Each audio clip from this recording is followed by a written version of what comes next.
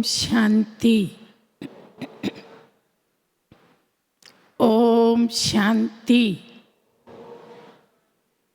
ओम शांति। बहुत ही सुंदर विषय पे अभी हम चिंतन करेंगे। मैं अपने सामने शुभ चिंतक मणियों को देख रही हूँ, क्योंकि दुनिया में दो प्रकार की मणियाँ हैं। एक है चिंतामणियाँ, निरंतर चिंताग्रस्त, भले उनके पास साधन भी हैं, धन भी है, व्यक्ति भी हैं, लेकिन ये सब चीज़ें चिंता मिटाती नहीं है, लेकिन चिंता को बढ़ा देती हैं। क्योंकि व्यक्तियों में स्वार्थ भाव है और जो वस्तु, वैभव, धन, साधन हैं वो अल्पकाल का सुख तो देते हैं, लेकिन उसके बाद फिर चिंताग्रस्त भी कर देते हैं। थोड़ा सुख, थोड़ी खुशी, थोड़ी प्राप्ति, पर चिंता अधिक। और दूसरी तरफ है प्यारे बाबा की शुभ चिंतक मणियाँ, जो अपनी किरणें विश्व में फैला रही हैं। जैसे सूर्य अपनी किरणें फैला के अंधकार को दूर करता है, ऐसे हम सब शुभ चिंतन की किरणें, शुभ चिंतन की रोशनी दुनिया के कोने कोने तक पहुंचा रही हैं। और इन किरणों को पाकर के वो चिंता मणियाँ कुछ राहत महसूस करती हैं। उन्हें लगता है कि कोई हमें बल दे रहा है, कोई हमारी मदद कर रहा है, पर वो है कौन, पहचान नहीं पा रही। इसलिए कई लोग कहते भी हैं कि कोई आध्यात्मिक शक्ति गुप्त रूप में काम कर रही है। कहाँ कर रही है, कैसे कर रही है, वो तो समय आने पे पूरा पूरा स्पष्ट होगा। लेकिन हमारी शुभ चिंतन की किरणें उन तक पहुँच अवश्य रही हैं, उनको जागृत भी कर रही हैं, मदद भी कर रही हैं और अपनी ओर आकर्षित भी कर रही हैं। शुभ चिंतन शुभ चिंतक बनने का आधार है। पुराने जमाने में आपको याद होगा, लोग पत्र लिखा करते थे, कार्ड, पोस्ट कार्ड, तो उसके नीचे लिखा रहता था आपका शुभ चिंतक, आपका शुभाकांक्षी। वो तो केवल लिखने मात्र होता था, लेकिन बाबा हम बच्चों को सही अर्थों में शुभ चिंतक बनाते हैं। सर्व के शुभ चिंतक, निस्वार्थ शुभ चिंतक और सदाकाल के लिए शुभ चिंतक। इसका आधार है निरंतर शुभ चिंतन। क्योंकि जैसे रात और दिन इकट्ठे नहीं होते, अंधकार और प्रकाश इकट्ठा नहीं होता, उसी तरह से समर्थ चिंतन और व्यर्थ चिंतन भी कभी इकट्ठे नहीं हो सकते।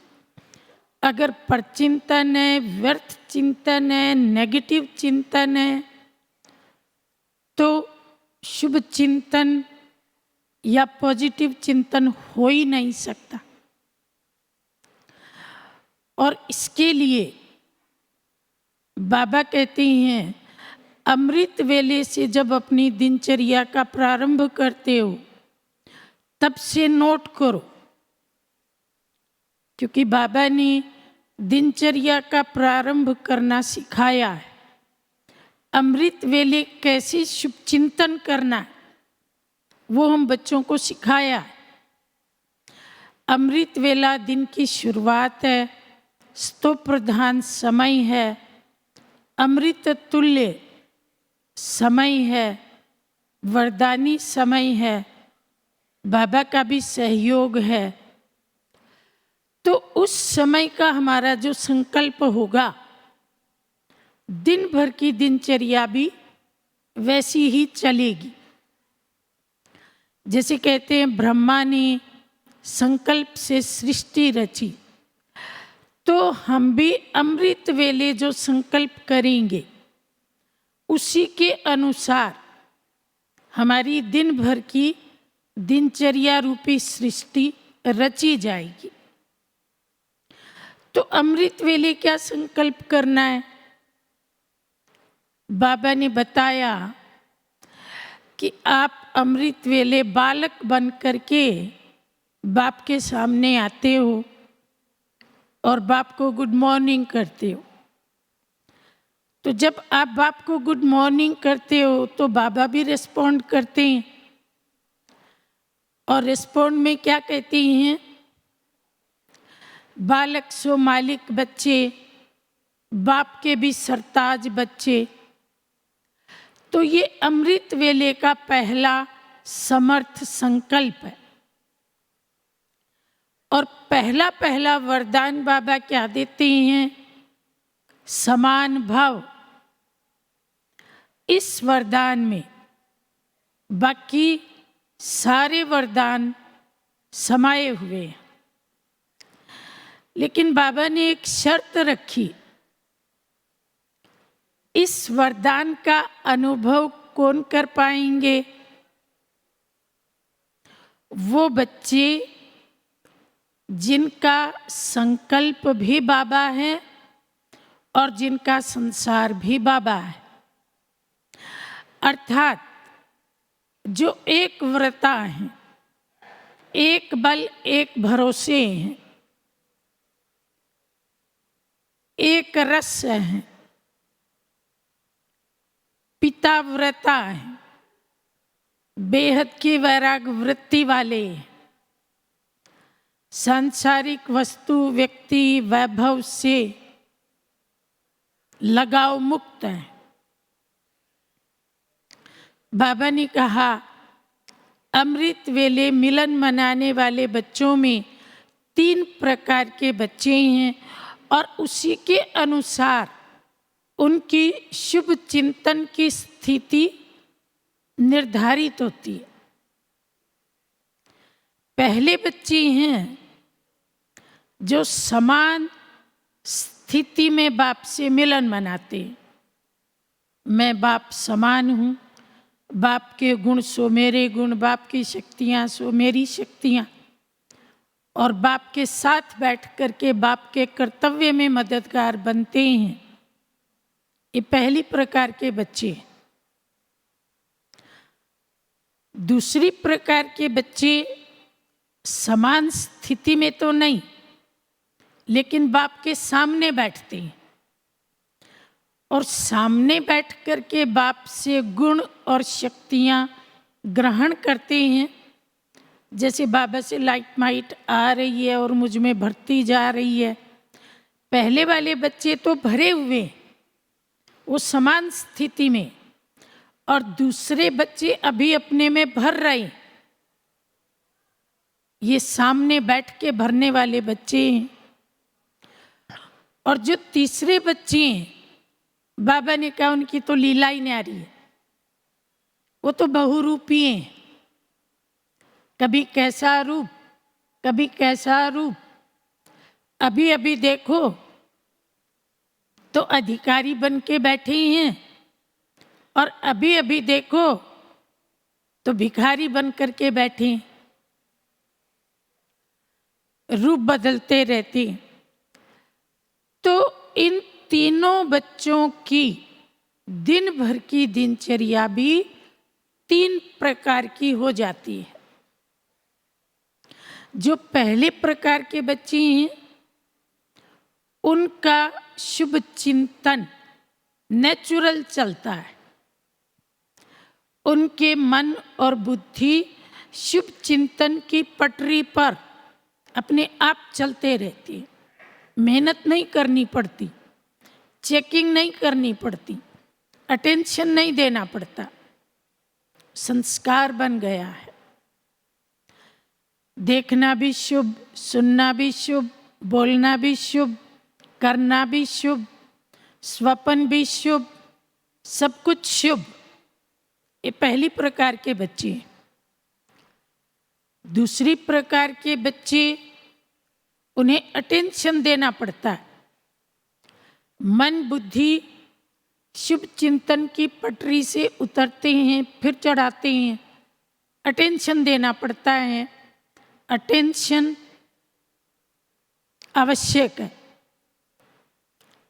और तीसरी प्रकार के बच्चे हैं, बाबा ने कहा वो तो योद्धे हैं, युद्ध करते रहते हैं, कभी विजयी, कभी दिल शिकस्त, कभी शुभ चिंतन, कभी व्यर्थ चिंतन, फिर अंदर ही अंदर अपने आप से संघर्ष करते हैं।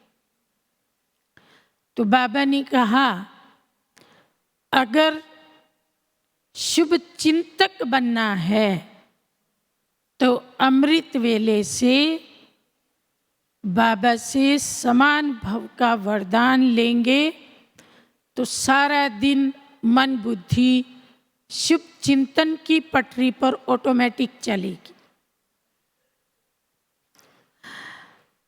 शुभ चिंतन के लिए अगला कदम है स्वचिंतन। स्वचिंतन क्या है? स्व का मतलब है आत्मा। मैं कौन? प्यारे बाबा ने ये पहेली हमें समझाई है। मैं आदि अनादि स्वरूप में कैसी आत्मा हूं? अगर अनादि स्वरूप की बात करें तो बाप समान, मास्टर शांति के सागर, मास्टर आनंद के सागर, मास्टर प्रेम के सागर। आदि रूप की बात करें तो महान आत्मा, देव आत्मा, पूज्य आत्मा, विजयी आत्मा, सफलता मूर्त आत्मा। और वर्तमान ब्राह्मण रूप की बात करें तो विश्व परिवर्तक आत्मा, असंभव को संभव करने वाली आत्मा। तो बाबा ने कहा ये स्वचिंतन है। लेकिन अगर कोई ये चिंतन करता है मैं तो कमजोर हूं, मैं सफलता मूर्त नहीं हूं, मैं माया जीत नहीं हूं, मैं विकर्मा जीत भी नहीं हूं, मैं तो पुरुषार्थी हूं, तो बाबा ने कहा ये स्वचिंतन नहीं है, ये माया का चिंतन है, देह अभिमान का चिंतन है, कमजोरी का चिंतन है। संगम युगी ब्राह्मण आत्मा, मास्टर सर्वशक्तिवान, वो कमजोरी का चिंतन नहीं कर सकती। कमजोरी का चिंतन ब्राह्मण आत्मा का चिंतन नहीं। तो जैसे हमारी दादी जान की हमें 3 शब्द याद कराया करती थी, मैं कौन, मेरा कौन और मुझे क्या करना है। ये है स्वचिंतन। मुझे क्या करना है और मेरे साथ क्या हो रहा है। इन 2 शब्दों के आधार से 2 प्रकार के जीवन बनते हैं। ज्ञान ये कहता है कि हमें ये नहीं सोचना कि मेरे साथ क्या हो रहा है, हमें इस बात पे अटेंशन देना है कि मुझे क्या करना है। जब हम इस बात पे अटेंशन देते हैं कि मुझे क्या करना है, तो मेरे साथ जो हो रहा है वो ऑटोमेटिक ठीक हो जाएगा। जैसे कुछ रोगियों पे, मनोरोगियों पे और कुछ कैदियों पे एक्सपेरिमेंट किया गया, तो कैदियों ने क्या सुनाया कि देखो हमारे साथ क्या क्या हुआ। समाज में हमें सम्मान नहीं मिला, सहयोग नहीं मिला, धोखा किया गया हमारे साथ, हमारी भावनाओं को नहीं समझा गया, तो हमें क्रोध आ गया, हमने अपराध कर लिया। मनोरोगियों ने भी यही कहा, घर के लोगों ने हमें धोखा दिया, हमारे साथ दुर्व्यवहार हुआ, हमारे साथ भेदभाव किया गया, इसलिए मनोरोगी बन गए। तो उन लोगों ने इस बात पे ध्यान अधिक दिया कि हमारे साथ क्या हो रहा है। लेकिन जिन्होंने इतिहास रचा, जो उन्नति के शिखर पे पहुंचे, उनसे पूछा गया, भाई तुम्हारी मनोभावना क्या थी? तो उन्होंने कहा कि हमारी मनोभावना यही थी कि हमें कुछ कर गुजरना है, कुछ एक्स्ट्रा ऑर्डिनरी करना है, समाज का ऋण चुकाना है, अपने सपने को पूरा करना है, जान की बाजी लगाकर भी अपने लक्ष्य को प्राप्त करना है। तो उनके केंद्र में ये था कि हमें अच्छे कर्म करने हैं, और उन्होंने किए। तो जो लोग ये सोचते हैं कि हमारे साथ क्या हो रहा है, वो जिंदगी की कहानी के खलनायक बन जाते हैं, और जो ये सोचते हैं कि हमको क्या करना है, वो जिंदगी की कहानी के नायक बन जाते हैं।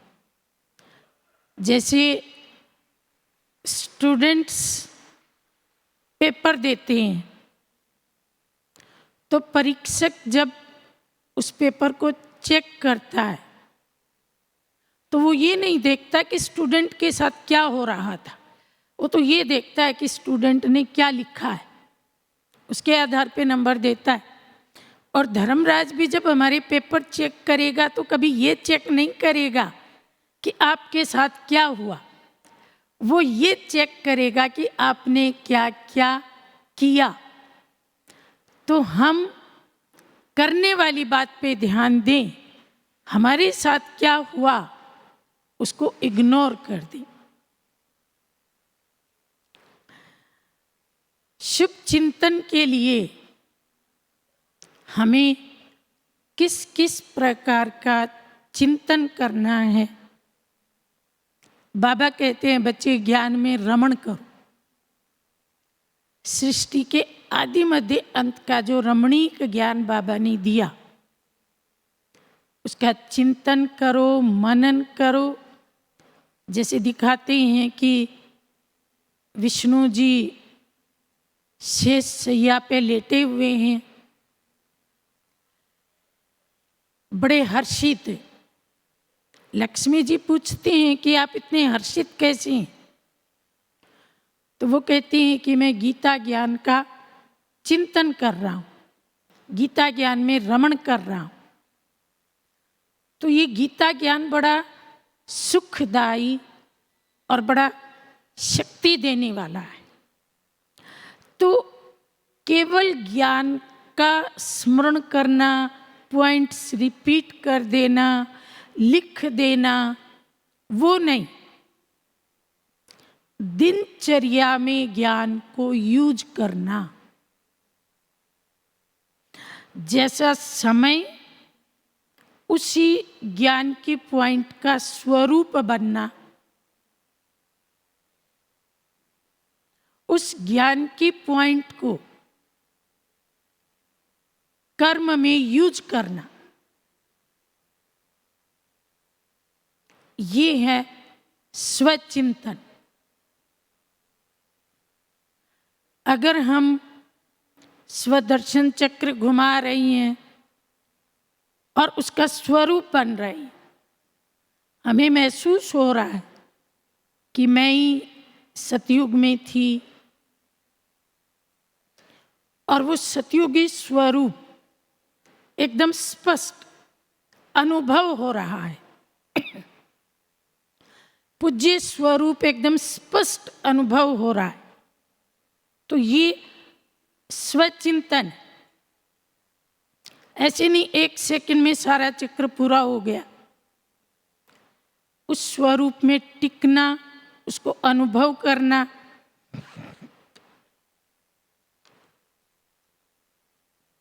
या हम फरिश्ता सुदेवता स्थिति का अनुभव कर रहे हैं, डिटैच, एकदम न्यारा, उपराम, अनासक्त, अभी अभी फरिश्ता, अभी अभी देवता। तो अनुभूति करना, ये है स्वचिंतन। या हम किसी गुण के ऊपर अंदर ही अंदर विचार कर रहे हैं और उस गुण को धारण करने की युक्तियां अंदर ही अंदर रच रहे हैं, ये भी स्वचिंतन। प्यारे बाबा ने हमें जो शक्तियां दी हैं, उन शक्तियों को कैसे कार्य व्यवहार में यूज करना है। सहन शक्ति क्या है, धैर्य की शक्ति क्या है, धैर्य रखने से मुझे क्या क्या फायदे होते हैं, सहन करना कैसे शक्ति देता है, समाने की शक्ति से कैसे सेकंड में अशरीरी हो जाते हैं। तो इन सब बातों का दिनचर्या में अनुभव करना, ये है स्वचिंतन। तो जब हम ऐसा स्वचिंतन करते हैं तो परचिंतन का अंधकार भाग जाता है। व्यर्थ चिंतन नजदीक आ ही नहीं सकता, क्योंकि बुद्धि फ्री नहीं है, समय नहीं है। हर संकल्प शक्तिशाली, पर चिंतन और व्यर्थ चिंतन से आत्मा कमजोर बन जाती है, और कमजोर आत्मा फिर किसी और को शक्ति क्या दे पाएगी, बल्कि वो तो औरों से शक्ति मांगने वाली बन जाएगी। किसी से प्रेम मांगेगी, किसी से सलाह मांगेगी, किसी से कोई ज्ञान की बात, उसकी क्लैरिटी मांगेगी। लेकिन जो आत्मा निरंतर समर्थ स्थिति में है, समर्थ संकल्पों में है, तो वो वास्तव में औरों के भी व्यर्थ को खत्म करने के निमित्त बन जाती है। उसको देख करके अगर कोई व्यर्थ सोच रहा होगा, उसको भी प्रेरणा आएगी कि नहीं, मुझे भी मन को शक्तिशाली बनाना है। तो बाबा ने कहा, ये गीता ज्ञान का रमण बड़ा आनंद देने वाला है, और इसका मनन करने से जो माखन निकलता है, खुशी रूपी माखन निकलता है, उसको खाएंगे तो शक्तिशाली बनेंगे। और जो शक्तिशाली होता है उसको माया हिला नहीं सकती। माया हिलेगी लेकिन वो नहीं हिलेगा। इसकी यादगार दिखाई है शास्त्रों में। माया हिल गई लेकिन खुशी रूपी माखन खाने वाला प्रभुवत्स नहीं हिला। कौन है वो? वो हम सब हैं, और यादगार है अंगद। रावण के दरबार में अंगद गया तो उसने अपना पांव जमा दिया कि जो मेरे पांव को हिला दे कोई रावण का दूत या रावण का दरबारी, तो सीता आपकी। अब एक एक करके सारे महारथी आए, लेकिन हिला नहीं सके, खुद हिल गए। और अंत में जब रावण आने लगा तो उन्होंने ऐसी बात कह दी कि वो भी आगे नहीं बढ़ सका। उन्होंने कहा मेरे पांव छूने से क्या होगा, पांव छूने हैं तो श्री राम के छुओ ताकि तुम्हारा उद्धार हो जाए। तो ये शक्ति कहाँ से आई? अकेला निहत्था और रावण का पूरा दरबार, ये शक्ति है ज्ञान के मनन से जो खुशी रूपी माखन मिलता है, उसको खा करके मिलने वाली शक्ति। तो बाबा कहती हैं सारा दिन रचता और रचना के आदि मध्य अंत का जो ज्ञान है, उसमें रमण करो, कभी किसी पॉइंट पे कभी किसी पॉइंट पे। इतना अथाह ज्ञान का खजाना दिया है बाबा ने, इतना खजाना कहीं भी नहीं, और इतना ऊंचा ज्ञान कहीं भी नहीं। सारी दुनिया में चक्कर लगा लो, प्यारे बाबा की एक लाइन की बराबरी भी दुनिया का कोई ज्ञान कर नहीं सकता। तो इतना अथाह है हमारे पास है, तो हम क्यों ना उसका सदुपयोग करें।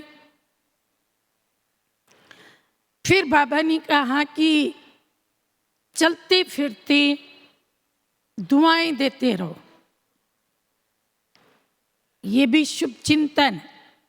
सबका भला हो, सबका कल्याण हो, सब आगे बढ़े, सबकी उन्नति हो, सब निरोगी बने,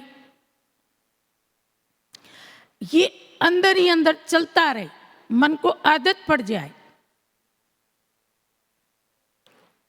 प्रकृति को भी शुभ भावनाएं दो।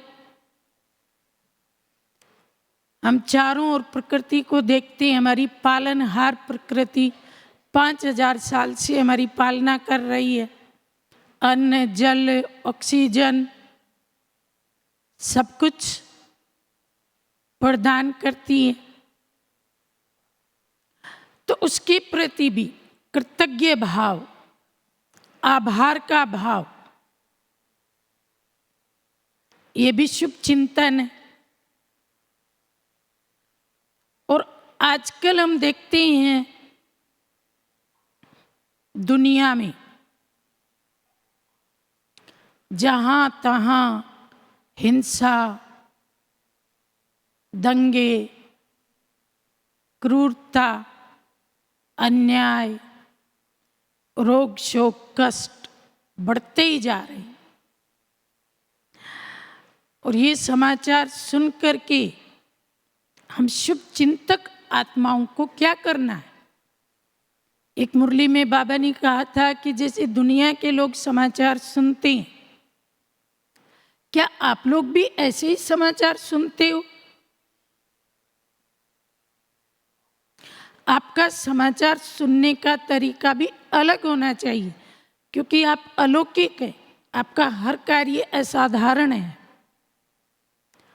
तो जब आप समाचार सुनते हैं कि कुछ आत्माएं चली गई, तो आपको ख्याल आना चाहिए कि वो बिना संदेश के चली गई, बिना संदेश लिए चली गई। कम से कम उन्हें संदेश तो मिल जाता। और जो आत्माएं गई नहीं लेकिन दुखी हैं, उनके लिए आपको क्या संकल्प करना है? उनको शांति मिले। अगर वो भटक रही हैं तो उनको ठिकाना मिले, बेघर हैं तो उन्हें घर मिले,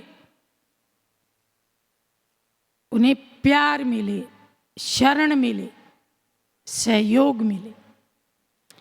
तो आप अपनी शुभ चिंतन की किरणें उन आत्माओं तक भेजो।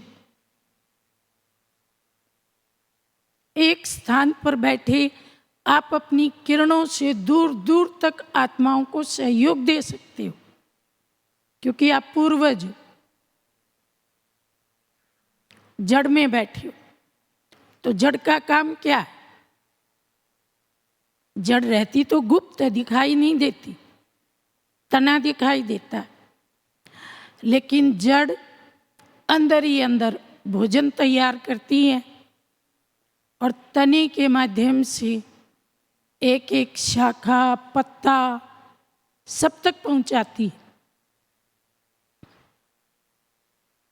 इसलिए तो कहते हैं पेड़ का तना हो लेकिन जड़ चली जाए तो पेड़ रहेगा नहीं, पर तना बेशक चला जाए, जड़ हो तो वो दोबारा फिर खड़ा हो जाएगा।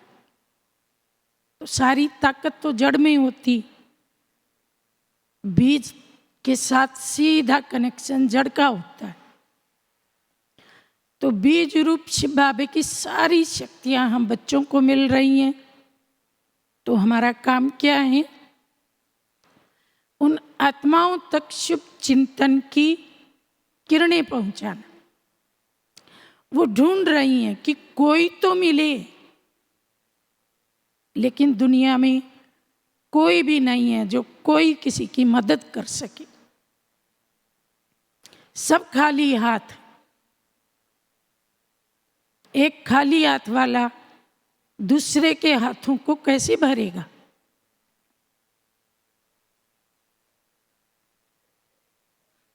प्यारे बाबा ने भरतू हाथ तो हमें बनाया। तो ऐसे समाचार सुन करके हमें अपनी शुभ भावनाएं, शुभकामनाएं उन आत्माओं तक भेजनी है, वो कहीं भी हो। हम शुभ चिंतक क्यों बने? क्योंकि हमारा बाबा सबका शुभ चिंतक है। तो जैसा पिता वैसे बच्चे। दुनिया में तो अशुद्धि का राज्य है और बाबा शुद्धि का सागर है। बाबा के संस्कार क्या हैं? शुभ भावनाधारी, शुभकामनाधारी, विश्व कल्याणकारी। तो हम बच्चों के संस्कार भी वैसे ही होने चाहिए। फॉलो फादर है ना। बच्चा तो वैसे भी बाप की नकल करता है। मुझे याद है, मैं एक बार एक गांव में गई थी तो एक छोटा सा बच्चा था 6-7 साल का। उसने एक गत्ते का जो बॉक्स होता है उसकी गाड़ी बना रखी थी और उस गाड़ी में ऐसे ही कोई कॉटन मैली सी कहीं गिरी हुई मिल गई होगी, वो भर रखी थी और उसको लिए जा रहा था। तो मैंने ऐसे ही पूछ लिया, मैंने कहा बच्ची कहाँ जा रही हो? कहता है दिल्ली जा रहा हूँ। मैंने कहा किस लिए? कहता है ये कॉटन सेल करके आऊँगा। तो मुझे हंसी आ गई। उसकी माँ ने सुन लिया, वो पास में ही थी, वो भी हंसने लगी। कहती है बहन जी इसके पिताजी के पास बड़ी गाड़ी है और गांव में जो कपास पैदा होती है उसको गाड़ी में भर के वो रोज दिल्ली जाते हैं बेचने के लिए। तो अब बच्चा क्या करेगा? नकल तो करेगा ना। तो देखो छोटे से बच्चे ने बाप की कितनी अच्छी नकल की। हम तो बड़े बच्चे हैं, तो हमें अपने बाप की नकल करनी चाहिए कि नहीं? इसलिए जैसा बाप वैसे बच्ची।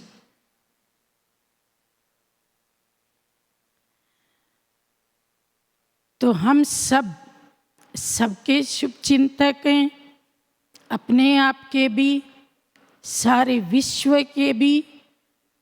और ऐसी शुभ चिंतक आत्माओं की निशानियां क्या क्या होंगी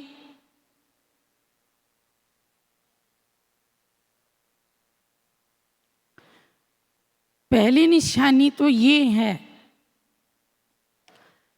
कि कैसी भी तमोगुणी आत्मा हो, नकारात्मक आत्मा हो, विरोधी आत्मा हो,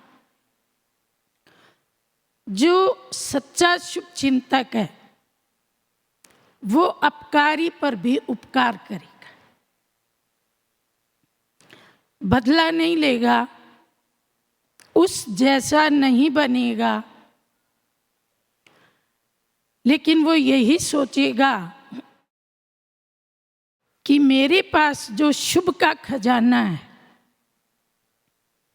इससे मैं इसका भी भला कर दूं।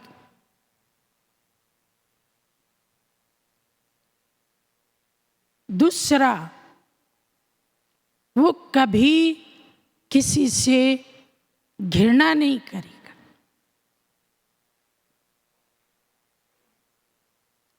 कोई कमजोर है, परवश है, तो वो जानता है कि कमजोर से अगर घृणा करेंगे तो और कमजोर हो जाएगा, उसे सजा देंगे तो भी और कमजोर हो जाएगा, परवश से भी अगर घृणा करेंगे तो वो और ज्यादा वशीभूत हो जाएगा। तो वो ऐसी आत्मा को मदद दे करके ऊंचा उठाएगा। ये है शुभ चिंतक की निशानी।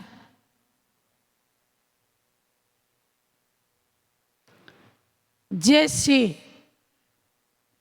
रॉयल परिवार के जो लोग होते हैं, ऊंचे घरानों के जो लोग होते हैं, वो कभी भी नीची चीजों को, मिट्टी को नहीं छूते। ऐसे ही जो शुभ चिंतक आत्मा है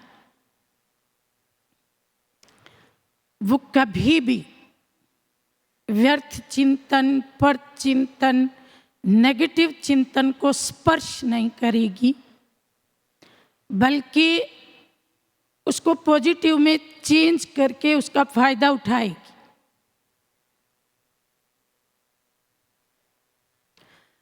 शुभ चिंतक आत्मा अगर किसी ने कोई गलत कर्म कर भी दिया तो ये नहीं कहेगी कि ये क्यों किया,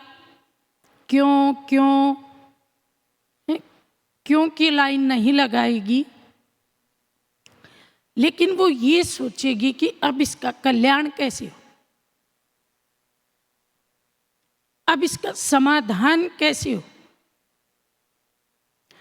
अब इसको आगे कैसे बढ़ाया जाए।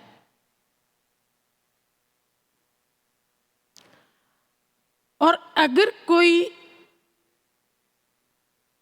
कमजोर आत्मा उसके सामने है तो उसको वो कभी ये सर्टिफिकेट नहीं देगी कि ये तो है ही ऐसा, ये बदल नहीं सकता, ये आगे बढ़ नहीं सकता, ये ज्ञान सीख नहीं सकता, ये सुपात्र नहीं है। नहीं, ये शुभ चिंतक आत्मा के बोल और संकल्प नहीं है। वो हमेशा ना उम्मीदवार को भी उम्मीदवार बनाएगा, होपलेस केस में भी होप भरेगा, जिसे सब ठुकरा दें उसको भी अपनाएगा।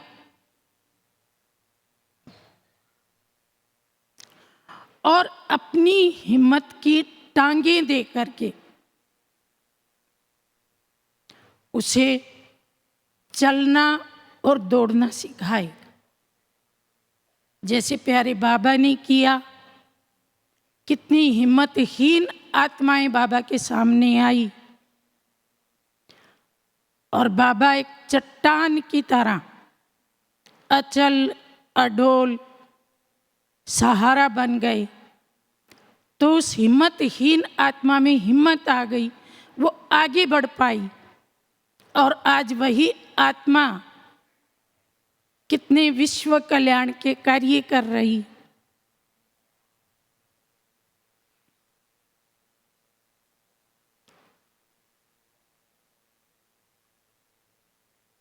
शुभ चिंतक आत्मा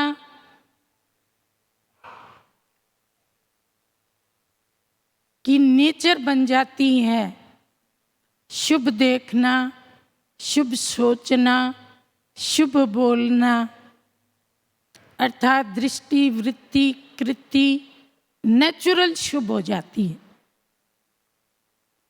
अभी तो वैसे भी दीपावली आ रही है और दीपावली पर हम लिखते हैं शुभ लाभ, अर्थात अगर हमारे मन में शुभ है तो लाभ ही लाभ है। पहले भीतर शुभ होना चाहिए तो बाहर के जगत में लाभ ही लाभ हो जाएगा। और हम ब्राह्मणों का तो सब कुछ शुभ है, जन्म भी शुभ है, भाग्य भी शुभ वेला का है, कर्म भी शुभ है, संबंध भी शुभ है, सब कुछ शुभ है। तो इसलिए हम तो हैं ही शुभ चिंतन करने वाले, सबका भला सोचने वाले।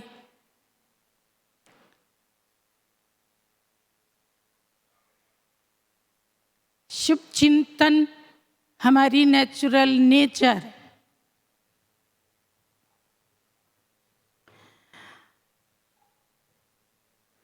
जिसकी नेचुरल नेचर होती है ना, वो प्ले अवश्य होती है, वो प्रकट जरूर होती है, छिपाने से छिपती नहीं। अब मुझे एक बात याद आ रही है, एक बार एक महात्मा जी थे, एकदम शुभ चिंतन वाले, नेगेटिव सोचते ही नहीं थे, चेहरे पे बड़ा तेज था और हमेशा मुस्कुराते रहते थे। तो एक बार उनका एक गांव में आना हुआ, गांव के लोग तो बड़े खुश हुए, उसके स्वागत की बड़ी तैयारियां की। पर उसी गांव में कुछ ऐसे लोग भी थे चंचल प्रवृत्ति के, या जिसको कहें खाली बैठे, जिन्हें कोई काम नहीं, तो खाली दिमाग शैतान का घर। तो उन्होंने योजना बनाई कि चलो थोड़ा महात्मा जी का मजाक उड़ाएंगे, मजा आएगा, महात्मा जी को थोड़ा गुस्सा दिलाएंगे, मजा आएगा। तो क्या किया जाए इसके लिए? तो योजना बनाई कि सबके घरों के जो फटे पुराने जूते हैं उनको एक रस्सी में पिरोया जाए और खूब लंबी माला बनाई जाए, और महात्मा जी जब गांव में प्रवेश करें तो उनके गले में डाल दी जाए। मजा आएगा, उनको गुस्सा आएगा, हम खूब तालियां बजा के हंसेंगे। तो महात्मा जी आए, एकदम तेजस्वी, एकदम निर्मल, और माताओं बहनों ने तो उनकी आरती उतारी, लोगों ने उन्हें बैठने के लिए आसन दिया। और जैसे ही वो आसन पे बैठे तो जिन्होंने मीटिंग की थी उनमें से एक आया और एकदम उसके गले में वो माला डाल दी। महात्मा जी तो पहले की तरह ही मुस्कुराते रहे, सबको प्यार से निहारते रहे। तो उन लोगों ने सोचा कि इसको गुस्सा तो आया नहीं, इस पे कोई असर ही नहीं पड़ा। तो एक ने कहा कि इसके कान में जाके इसको बताओ। तो एक जाके कहता है, महात्मा जी आपको पता है, देखो आपको ये जूतों की माला पड़ी है। महात्मा जी ने ऐसे हाँ हाँ बोला और उसके बाद फिर हंसते रहे। फिर समाचार सुनाते रहे, मैं कहाँ कहाँ गया, मैंने क्या क्या देखा। उन्होंने कहा गुस्सा आया ही नहीं, क्या बात है। और थोड़ी देर में उनको अपने प्रश्न का उत्तर भी मिल गया। महात्मा जी ने जब समाचार सुनाया तो चूंकि वो तो शुभ देखने वाले थे, हर चीज में शुभ देखते थे, शुभ सोचते थे, तो उन्होंने कहा देखो मैंने कितने गांवों का दौरा किया, भारत के बहुत गांव देखे, एक गांव ना मिले दूसरे से। एक गांव में मैं गया तो वहाँ लोगों ने मुझे मोतियों का हार पहनाया, मैं समझ गया कि ये सुनारों का गांव है। फिर मैं एक और गांव में गया, वहाँ लोगों ने मुझे फूलों का हार पहनाया, मैं समझ गया कि ये मालियों का गांव है। और देखो ये गांव अलग प्रकार का है, यहाँ मुझे जूतों का हार पहनाया, मैं समझ गया ये मोचियों का गांव है।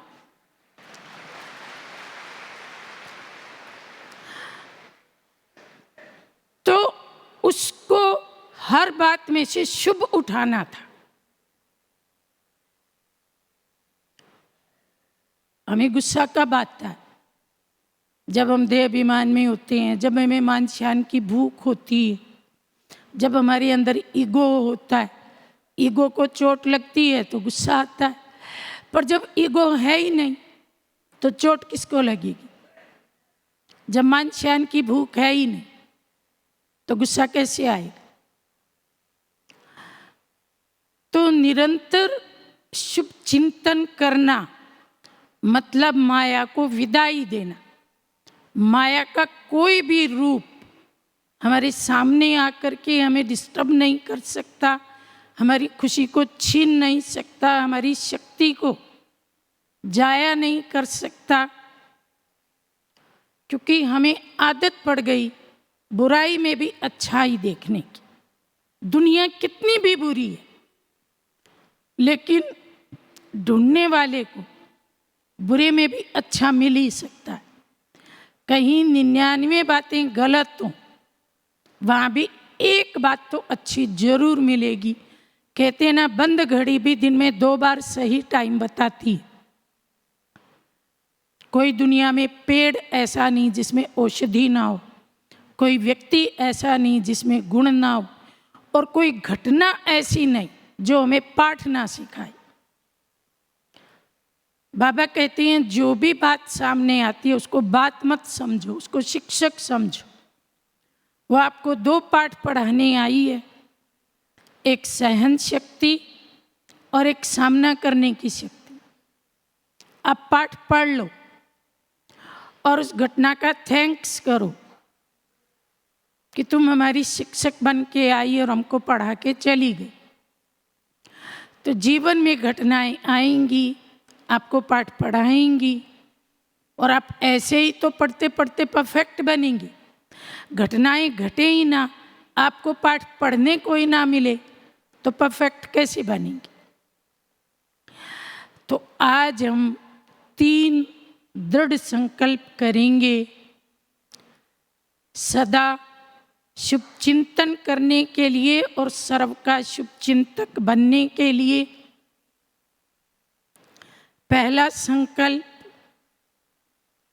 सदा अन्य प्रकार की सभी भावनाओं का त्याग करके हर एक आत्मा के लिए शुभ चिंतक मणि बनेंगे, उसकी चिंताओं को मिटाने वाली मणि बनेंगे।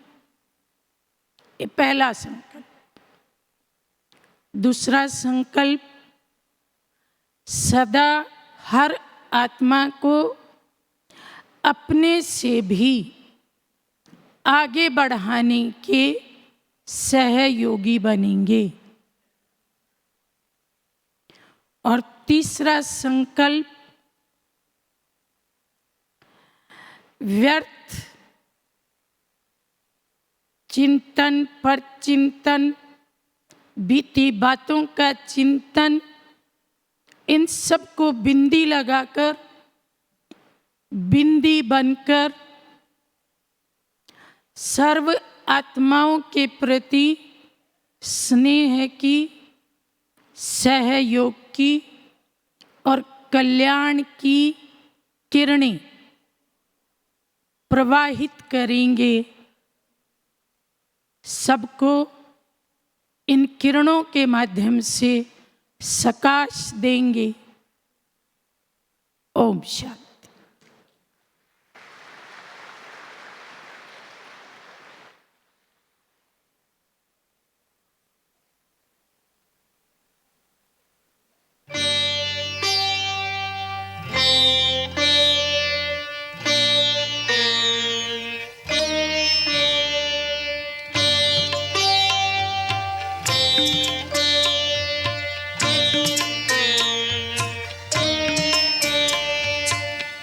एक ही अरमान है, जिंदगी हो खुशनुमा, इस जगत के वास्ते हम बने अब रहनुमा, हम बने अब रहनुमा।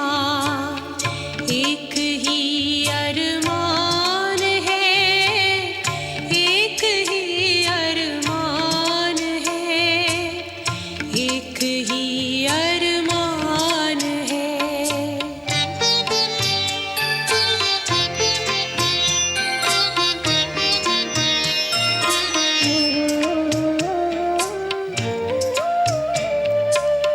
मन बने मधुबन हमारा, महके जग ये उपवन सारा, कर दे पावन सबका जीवन, जो बहे गंगा की धारा, जो बहे गंगा की धारा, जो बहे गंगा की धारा।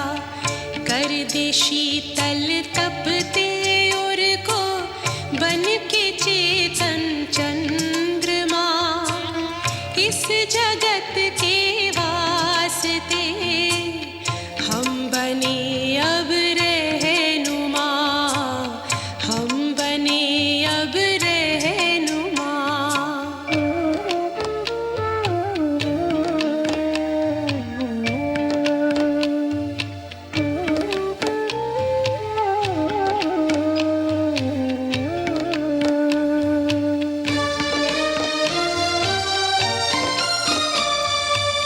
प्यार भर कर के हृदय में, प्यास हर मन की बुझाए, ज्योति जीवन की जगा कर, ज्ञान का दीपक जलाए, ज्ञान का दीपक जलाए, ज्ञान का दीपक जलाए।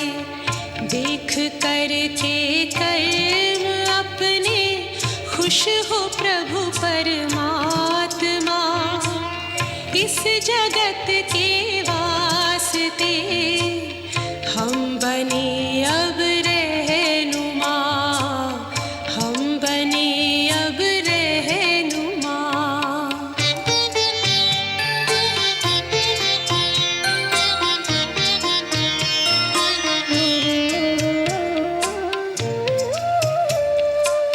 सांसों के सरगम से गूंजे गीत बस भगवान का, धड़कनों से शब्द निकले खुशियों के वरदान का, खुशियों के वरदान का, खुशियों के वरदान का। नेक चिंतन से बदल दे ये ज़मीं और आसमां, इस जगत के वास्ते हम बने अब रहनुमा, हम बने अब रहनुमा। एक ही अरमान है, जिंदगी हो खुशनुमा, इस जगत के वास्ते